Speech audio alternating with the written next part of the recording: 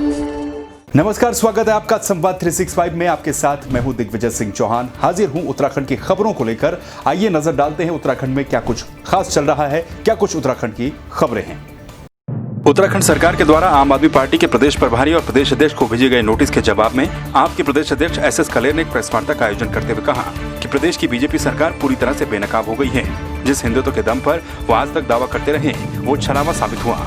2017 के चुनाव में बीजेपी ने उत्तराखंड की जनता से वादा किया था कि सरकार में आते ही गंगा को उसका खोया हुआ सम्मान वापस दिलाएंगे, लेकिन बीजेपी पिछले लगभग 4 सालों से उत्तराखंड की जनता के साथ धोखाधड़ी कर रही है। आपके प्रदेश अध्यक्ष ने प्रेस वार्ता के दौरान नोटिस को फाड़ते हुए कहा कि आप ऐसे नोटिसों से नहीं डरती और मां गंगा के सम्मान को वापस लाने के लिए वो लड़ते रहेंगे। देखिए, ये जिस तरीके से भाजपा सरकार डराना चाह रही है, डराने से कुछ नहीं होने वाला। इनको जनता के हित के काम करने चाहिए थी। लोगों को डरा के वोट लेना या लोगों को डरा के घर बैठाने का जो काम कर रही है, हम वो नहीं होने देंगे। हम इनके नोटिसों या जेल से डरने वाले नहीं हैं।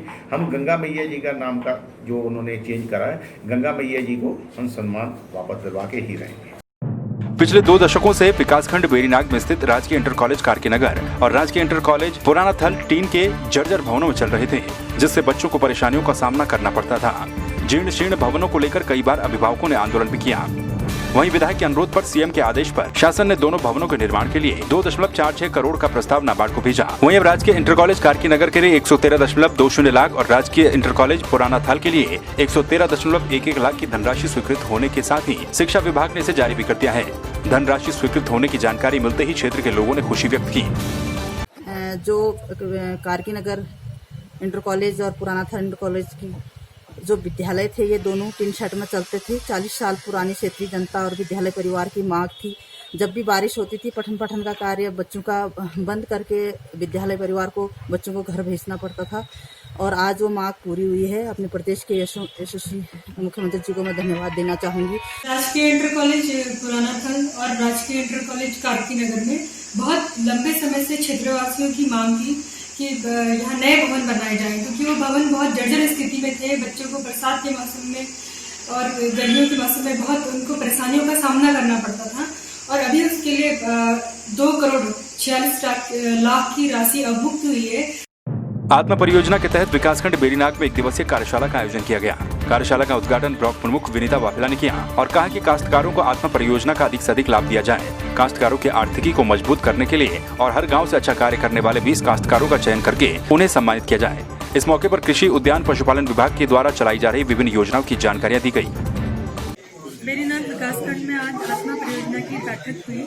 इसमें कृषि विभाग, उद्यान विभाग और पशुपालन विभाग आए और किसानों को विभिन्न जानकारियाँ दी कि कैसे वो अपनी खेती उन्नत तरीके से, वैज्ञानिक तरीके से करें और किसानों को इससे बहुत फायदा मिलेगा। बहुत से काश्तकार लाभार्थी काश्तकार ऐसे आए थे जिन्होंने अपनी सफलता की कहानी यहाँ बताई और आगे भी हमारे विकासखंड के प्रत्येक गाँव से उन्नत काश्तकार आए और इस योजना का लाभ लेंगे, ऐसा हमारा प्रयास है।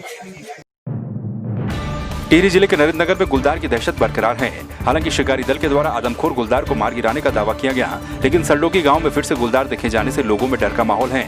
पिछले दिनों गुलदार के द्वारा 2 बच्चों को अपना निवाला बनाया गया था, जिसके बाद शिकारी दल ने गुलदार को मार गिराया था। लेकिन स्थानीय लोगों का कहना है कि अब भी क्षेत्र में एक गुलदार घूम रहा है, जिसने की एक महिला के ऊपर हमला भी किया। 7 साल की लड़की को जो है गुलदार में शिकार बनाया था उसके अगले ही दिन, क्योंकि उसी दिन जो है ये शिकारी टीम वहाँ पर फॉरेस्ट की और जो दवाई होटल हैं वो वहाँ पे डिप्यूट हो गए थे। तो जब वो दूसरे जहाँ वो घटना घटी थी वहाँ थे, लेकिन उसी रात को जो है उसने कसबोली गांव के एक बच्चे को अपना शिकार बना लिया। कल शाम को जो है ग्राम पंचायत सल्डोकी में एक महिला के ऊपर छत से छलांग मार के महिला के ऊपर फिर उसने आक्रमण किया है और पूरे क्षेत्र में दहशत फैली हुई है। अब हम चाहते हैं कि ये इसको वन विभाग द्वारा जल्दी से जल्दी नरभक्षी आदमखोर बाघ को मारा जाए। टिहरी बांध से प्रभावित ग्राम रोलाकोट के पात्र ग्रामीणों के विस्थापन की प्रक्रिया लंबे समय से गतिमान है, लेकिन अभी तक विस्थापन नहीं हो पाया। ग्रामीणों ने विस्थापन की मांग को लेकर डोबरा छाटी पुल पर प्रदर्शन कर सरकार के खिलाफ नारेबाजी की। ग्रामीणों का कहना है कि उनकी मांग अभी तक पूरी नहीं हो पाई। जल्द से जल्द ग्रामीणों का विस्थापन किया जाए। दीनदयाल उपाध्याय सहकारिता किसान कल्याण मेले के तहत चंबा नरेंद्रनगर जिला सहकारी बैंक से जुड़े सहकारी समितियों के 47 किसानों को बिना ब्याज के 28 लाख रुपए का ऋण वितरित किया गया। इस ऋण से ग्रामीण काश्तकार और प्रवासी युवा आजीविका से जुड़े कार्य कर पाएंगे। अब तक सहकारी बैंक ने जिले भर में 2 करोड़ से अधिक का ऋण बांटा है।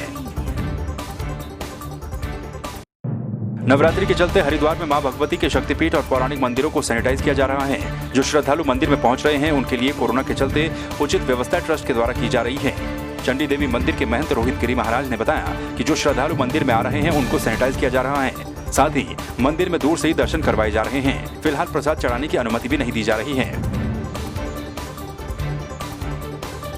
माँ भगवती की आराधना के लिए सभी लोग, जो भी दूर दूर से लोग आने वाले हैं, उन सभी के लिए यहाँ पूरी तरह से व्यवस्था की गई है। सोशल डिस्टेंसिंग का पालन कराया जाता है और जितने भी लोग हैं उनके हाथ सैनिटाइज किए जाते हैं, पैर उनको धुलवाया जाता है। उसके बाद उनको मास्क पहनकर ही मंदिर में दर्शन कराए जाते हैं। दर्शन कराते समय भी हम लोग सोशल डिस्टेंसिंग का पालन करते हैं। अब कई लोगों की मनोकामनाएं होती हैं कि भाई वो माँ की आराधना करें, पूजा करें। इस समय कोरोना काल में क्योंकि हर चीज़ संभव नहीं है और यात्री भी लगातार बढ़ते ही जाएंगे, तो उन सबको ध्यान में रखते हुए भी सब लोग अपना दर्शन करते हैं। देवाल भाजपा ने 28 अक्टूबर से 11 नवंबर के बीच होने वाली 2 दिवसीय प्रशिक्षण वर्ग कार्यशाला के लिए तैयारियां पूरी कर ली हैं। 5 मंडलों में बैठक कर पार्टी के पदाधिकारियों को जिम्मेदारी सौंप दी गई है। प्रशिक्षण वर्ग कार्यशाला की तैयारी को लेकर अंतिम बैठक विधानसभा पालक टीका प्रसाद मैखुरी और जिला संयोजक राकेश जोशी के अध्यक्षता में ब्लॉक सभागार में की गई।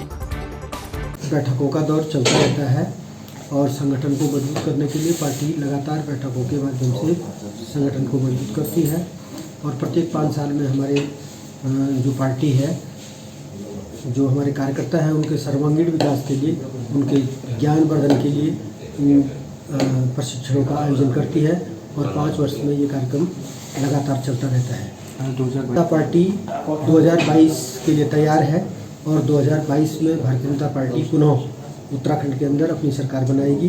इस बैठक में निर्णय लिया गया है कि पार्टी ने 28 तारीख से लेकर 11 नवंबर तक जो प्रशिक्षण वर्ग चलने वाले हैं पूरे प्रदेश के अंदर, पूरे देश के अंदर, उसकी आज हमने कार्य योजना बनाई है और इससे कार्यकर्ता विकास, पार्टी की रीति नीति,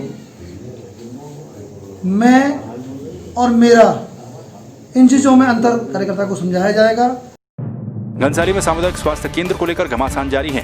पूर्व विधायक भीमलाल आर्य के साथ ही स्थानीय लोगों ने पीपीपी मोड पर चलाए जा रहे अस्पताल की बदहाल स्थिति के खिलाफ प्रदर्शन किया। इस दौरान लोगों ने अस्पताल के गेट पर ताला लगा दिया। तो आपने देखा उत्तराखंड में क्या कुछ खास चल रहा है, क्या कुछ उत्तराखंड की खबरें रही। एक बार फिर से आपके सामने हाजिर होंगे उत्तराखंड की कुछ और खबरों के साथ। तब तक के लिए आप बने रहिए संवाद 365 के साथ। नमस्कार।